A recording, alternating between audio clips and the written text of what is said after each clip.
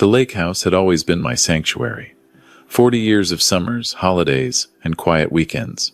When I pulled into the gravel driveway that Thursday afternoon, I noticed the silver BMW parked near the side entrance. I didn't recognize it. My wife Helen had passed 3 years ago, and I kept track of every visitor to this property. I knew every neighbor's vehicle within a 10-mile radius. I had driven up from Cincinnati to meet with a contractor about replacing the dock. The old wooden planks were rotting, and I wanted to get the work done before spring. Tom Mitchell, the contractor, was supposed to meet me at 2 o'clock. It was 1:45. I was early. I parked my truck behind the BMW and stepped out. The April air was crisp, carrying the smell of pine and thawing earth. Birds were singing somewhere in the trees. Everything seemed peaceful, normal. I had no idea my life was about to change completely. As I walked toward the front door, I heard something. Laughter. A woman's laughter, followed by a deeper voice. Male. The sounds were coming from inside my house. I stopped walking. My hand was already reaching for my phone when I recognized the woman's laugh. It was a laugh I had heard hundreds of times over the past 8 years. At family dinners, at Christmas gatherings, at my grandson's birthday parties. It was my daughter-in-law, Victoria. My son, David, and Victoria had been married for 8 years. They had 2 children together, my grandchildren, Emma, who was 6, and little Michael, who was 4. David worked as a software engineer at a company in Columbus. He traveled frequently for work. In fact, I knew he was in Seattle this week for a conference. He had called me just 2 days ago to tell me about it.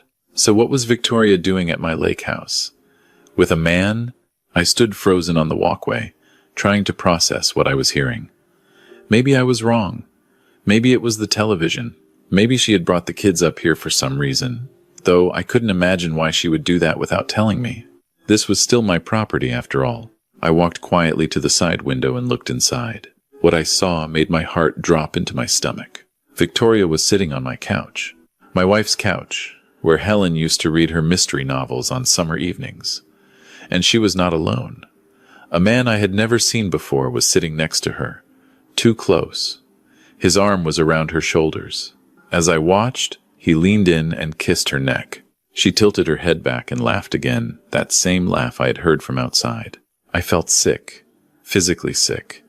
This was the woman my son loved, the mother of my grandchildren, and she was here, in my house, with another man. For a moment, I couldn't move. I couldn't think. I just stood there, watching through the window like some kind of voyeur in my own life. The man said something I couldn't hear, and Victoria laughed again. She reached up and touched his face. It was an intimate gesture, familiar. This was clearly not their first time together. My phone buzzed in my pocket. It was Tom Mitchell, the contractor, letting me know he was running about 15 minutes late. I didn't respond. I couldn't. I had a choice to make. I could confront them right now. I could burst through that door and demand an explanation. I could scream, yell, throw the man out of my house. That's what my instincts were telling me to do. That's what any father would want to do. But I was 63 years old. I had spent 40 years as a corporate attorney before retiring. I had seen enough situations in my career to know that acting on emotion rarely leads to good outcomes. Evidence matters. Documentation matters. Timing matters. I stepped back from the window. I walked quietly back to my truck, and I made a decision that would define everything that followed. I was going to handle this the right way. I drove back down the road about a quarter mile and parked in a small turnout that was hidden from the lake house by trees. I sat there for about 10 minutes, thinking, planning. My hands were shaking, but my mind was clear. First, I needed evidence. Real evidence that would hold up. Photographs, timestamps, anything that could prove what I had seen. I reached into my glove compartment and pulled out the small digital camera I kept there for photographing property damage for insurance purposes. Old habits from my legal career. Always document everything. I got out of the truck and walked back toward the lake house through the woods. There was an old path that Helen and I used to take for morning walks. It came out near the back of the property, behind the storage shed. From there, I could see the back deck and the large windows that faced the lake. I moved slowly, carefully. I didn't want to make any noise. I didn't want to alert them to my presence. Part of me felt ridiculous, creeping through the woods like some kind of spy. But the larger part of me knew this was necessary. When I reached the storage shed, I had a clear view of the back of the house. The curtains were open. Through the large windows, I could see into the living room. Victoria and the man had moved from the couch. They were standing now, near the kitchen island. He was pouring wine into 2 glasses. My wine, I realized. Wine I had bought last fall and left in the rack above the refrigerator. I raised the camera and started taking photographs. Click. Victoria accepting a glass of wine. Click. The man touching her waist. Click. Victoria leaning into him. Click. A kiss. A long one. I took maybe 20 photographs over the next 10 minutes. Each one felt like a knife in my chest.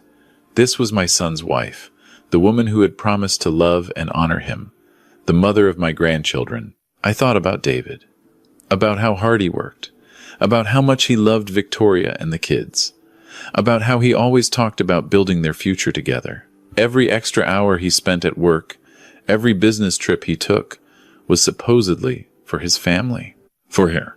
And this is what she was doing while he was away. My phone buzzed again. Tom Mitchell.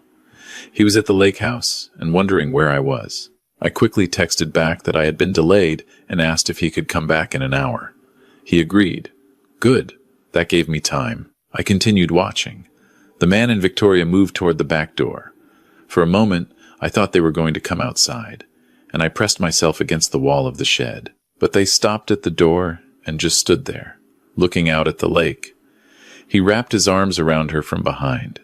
She leaned back against him. They looked comfortable, natural, like a real couple. This wasn't some impulsive fling. This was a relationship, an ongoing affair. After a few more minutes, they moved away from the door and disappeared from my view. I waited. About 15 minutes later, I heard the front door open and close. I crept around the side of the shed until I could see the driveway. The man was walking toward the silver BMW. He was maybe 40 years old, tall, dark hair, wearing expensive-looking clothes, a sport coat and designer jeans. He looked successful, confident. He got into the BMW and started the engine. I raised my camera one more time and photographed the license plate. After he drove away, I stayed hidden for another 10 minutes. I wanted to see what Victoria would do. Eventually, she came out the front door carrying her purse. She locked the house with a key to my house. I had given David a spare key years ago, and apparently he had given it to her. She got into her car, a white Lexus SUV, and drove away in the opposite direction from the BMW. Smart. They weren't leaving together. They weren't taking any chances. I waited until both cars had been gone for at least 15 minutes before I walked back to the lake house. I let myself in with my own key and looked around.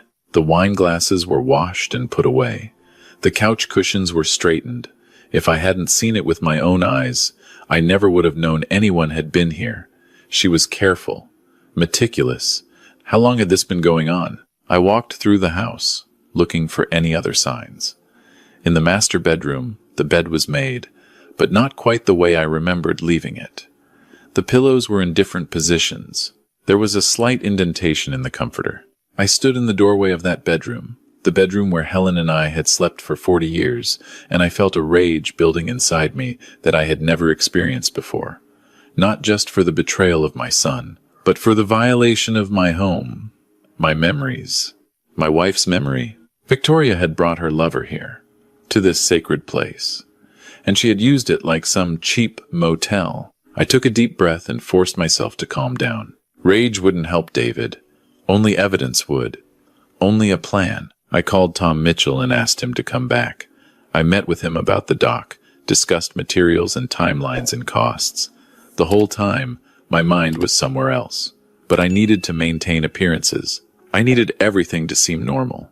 After Tom left, I sat down at the kitchen table with a legal pad and started making notes.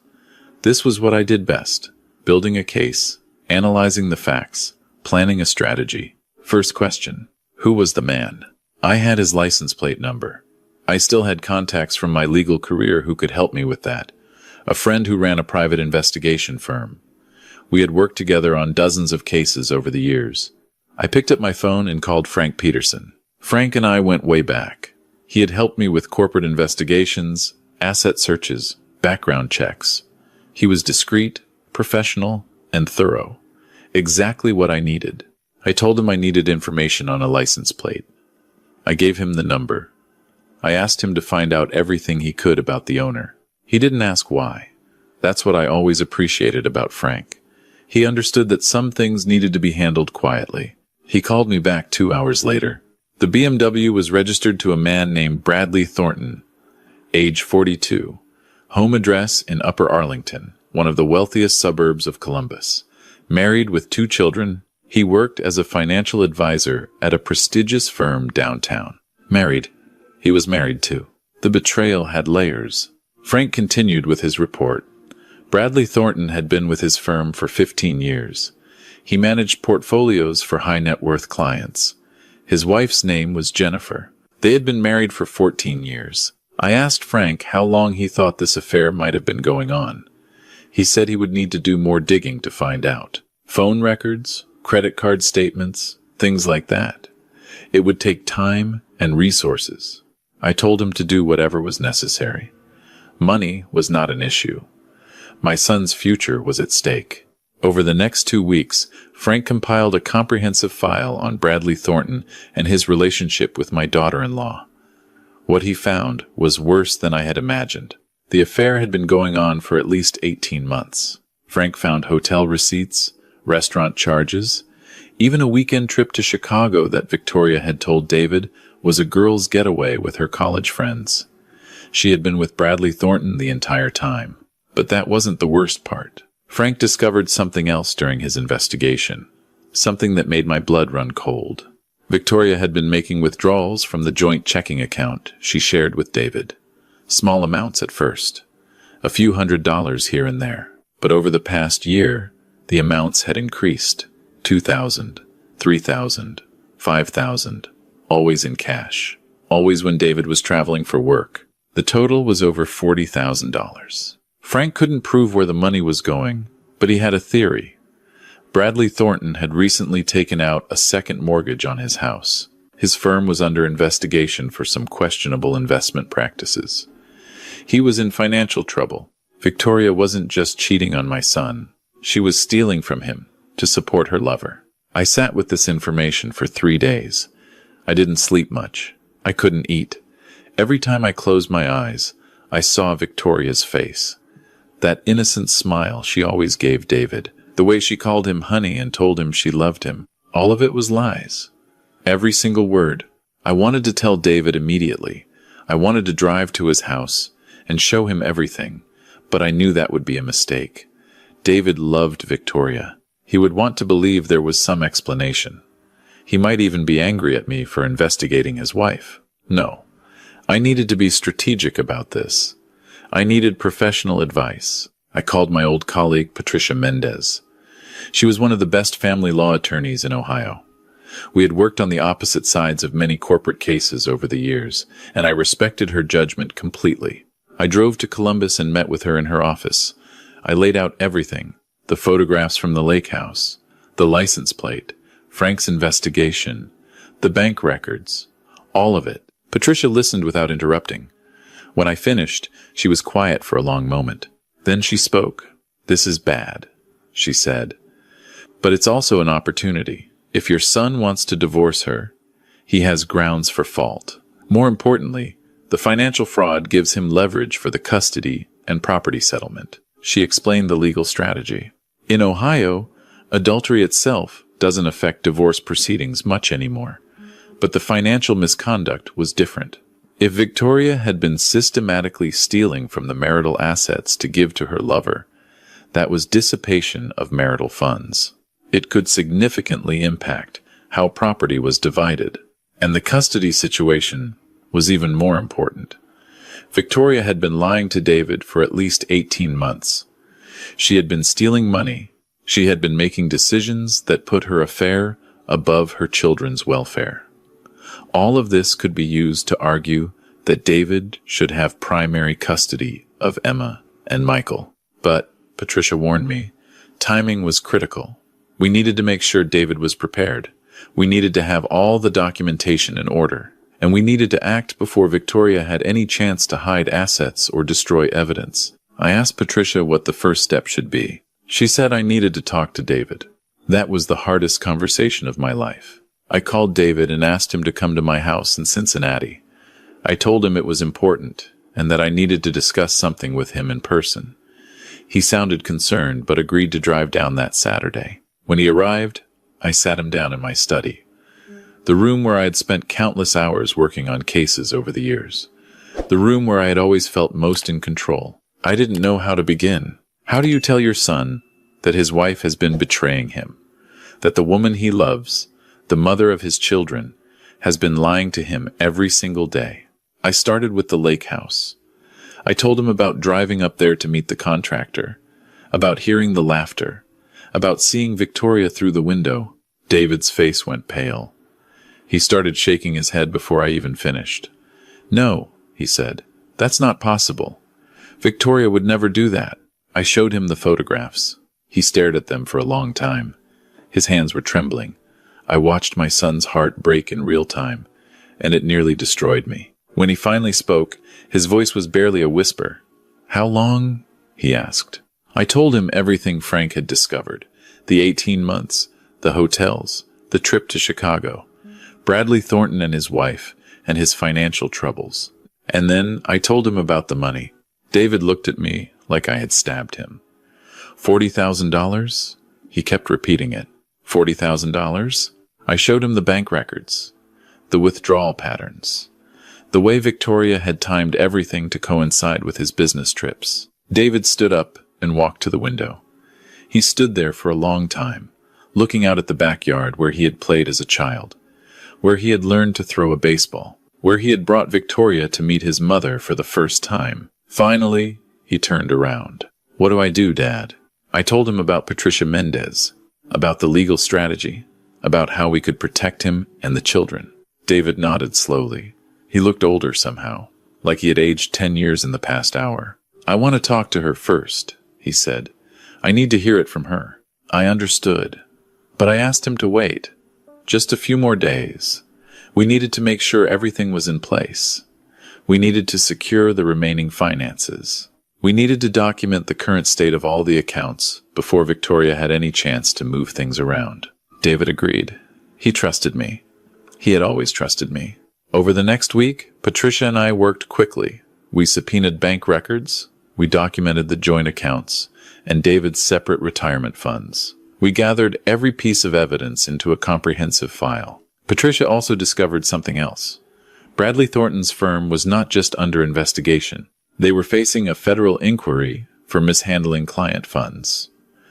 Bradley was potentially looking at criminal charges. His affair with Victoria was the least of his problems. I decided to make one more phone call. Not to Victoria, not to David, but to someone else entirely. I called Jennifer Thornton, Bradley's wife. She answered on the third ring. Her voice was pleasant, unsuspecting. She probably thought I was trying to sell her something. I introduced myself. I told her I was sorry to bother her, but I had information about her husband that I thought she should know. I told her I had evidence of an ongoing affair between Bradley and a woman named Victoria. There was a long silence on the other end of the line. When Jennifer finally spoke, her voice was ice cold. She asked me to send her the evidence. She gave me an email address. I sent her a selection of the photographs, the hotel receipts, the trip to Chicago. Jennifer called me back 2 hours later. She thanked me. Her voice was shaking, but she thanked me. She said she had suspected something for months, but couldn't prove it. She said this explained so many things. The late nights, the business trips, the second mortgage she had questioned. She asked me what I was going to do. I told her my son was going to confront his wife. I told her about the money Victoria had been stealing. Jennifer laughed bitterly. "Of course," she said. "Of course Victoria was giving him money. Bradley had been bleeding them dry for months. He had even taken money from their children's college funds." We talked for almost an hour. Two parents, united by betrayal, trying to figure out how to protect our children and grandchildren from the fallout. By the end of the call, we had agreed on something. We would coordinate. We would confront our spouses at the same time. That way, neither Victoria nor Bradley would have a chance to warn the other. They would both be blindsided, just like we had been. We set a date? Sunday evening, 1 week away. The longest week of my life. David came to my house on Saturday night. He was staying with me so Victoria wouldn't suspect anything. He had told her he was visiting an old college friend who was in town. We sat up late that night, talking. David told me about his marriage, about how things had seemed fine on the surface, about how Victoria had always been a good mother, a good wife, or so he thought. He asked me if I thought she had ever loved him. I didn't know how to answer that. I told him that people are complicated, that love and betrayal can exist in the same heart, that what mattered now was not the past, but the future. His future, the children's future. David nodded. He seemed calmer than I expected, more resigned. Maybe the shock had worn off and left only determination in its place. Sunday morning, we drove to Columbus together. Patricia met us at David's house at 4 o'clock. We went over the plan one more time. David would confront Victoria alone. Patricia and I would wait in the study, ready to step in if needed. I had already texted Jennifer Thornton. She was going to confront Bradley at the same time, at their home across town. Victoria arrived home at 5:30. She had been at her mother's house with the kids. Emma and Michael ran inside first, excited to see their father. David hugged them tightly, longer than usual. I watched from the hallway, and I saw tears in his eyes that he quickly blinked away. Victoria came in a few minutes later, carrying grocery bags. She smiled when she saw David. "You're home early," she said. "I thought you were staying at your dad's another night." David said the kids needed to go to the playroom. Victoria looked confused, but agreed. Once Emma and Michael were safely upstairs, David turned to face his wife. "We need to talk," he said. Victoria's smile faltered slightly. "About what?" David didn't answer. He just walked into the living room and sat down on the couch. Victoria followed, still looking confused. She sat across from him in the armchair. I watched from the doorway of the study. Patricia was beside me, ready. David started talking. He told Victoria about the lake house, about me seeing her there with another man, about the photographs. Victoria's face went white. She started to speak, but David held up his hand. He told her about the investigation, about Bradley Thornton, about the 18 months, about Chicago. Victoria was crying now. She kept saying no, over and over. She kept saying it wasn't what he thought. David told her about the money. That's when Victoria stopped crying. Her face changed. The tears dried up. Something harder appeared in her eyes. "Who told you all this?" she demanded. "Your father?" David didn't answer. Victoria stood up. She was angry now. She accused me of spying on her, of violating her privacy, of turning her husband against her. I stepped into the room. Victoria saw me and froze. For a moment, we just looked at each other. I thought about all the family dinners, all the holidays, all the times she had hugged me and called me dad and told me how much she appreciated having me as a father-in-law. All lies. I spoke calmly. I told her that I had seen what I saw. I told her that the evidence was irrefutable. I told her that her affair with Bradley Thornton was over, one way or another. I also told her that Jennifer Thornton knew everything. That right now, at this very moment, Jennifer was confronting Bradley with the same evidence. Victoria's face crumbled. She actually staggered backward, like I had physically pushed her. She looked at David. She started begging, pleading. She said it was a mistake. She said it didn't mean anything. She said she loved him and the children, and she would do anything to make it right. David listened. He let her talk, and when she was finished, he spoke. He said 2 words. "I want a divorce." The next few months were difficult. There were lawyers and negotiations and custody hearings. Victoria fought hard at first, but the evidence was overwhelming. The photographs, the bank records, the testimony of Jennifer Thornton, who had filed for divorce from Bradley on the same day. Patricia Mendez was brilliant. She used the financial fraud to argue that Victoria could not be trusted with the children's welfare. She presented evidence of Victoria's deception, her poor judgment, her willingness to put her affair above her family. In the end, David was awarded primary custody of Emma and Michael. Victoria got supervised visitation every other weekend. The property settlement was heavily in David's favor, accounting for the $40,000 she had stolen. Bradley Thornton did not fare well either. His firm collapsed under the federal investigation. He lost his license. Jennifer divorced him and took everything. Last I heard, he was working as a car salesman in Dayton. Victoria moved back in with her parents. She tried to contact David several times in the following months, asking for another chance. He never responded. As for me, I still have the lake house. I went back there last month, for the first time since that Thursday afternoon. I walked through the rooms and remembered Helen. I sat on the dock and watched the sun set over the water. David brought the kids up for a visit the next day. Emma and Michael ran around the yard, playing tag, their laughter echoing off the trees. David sat beside me on the dock, 2 fishing poles in the water. "Thanks, Dad," he said. I asked him what for. "For everything," he said. "For handling it the right way. For not just storming in there that day at the lake house. For building the case instead of just reacting." I told him that's what fathers do. We protect our children, no matter how old they get. David nodded. He looked tired, but there was something else in his eyes. Peace, maybe. Or the beginning of it. The fish weren't biting that day. We didn't catch anything. But it didn't matter.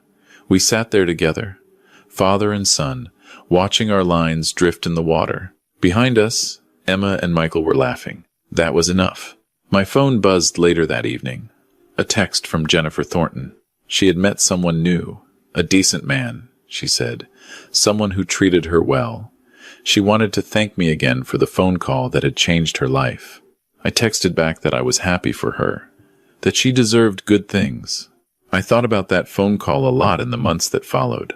One call, that's all it took. Not to my son, but to the woman who had as much right to know the truth as he did. Sometimes justice isn't about anger or revenge.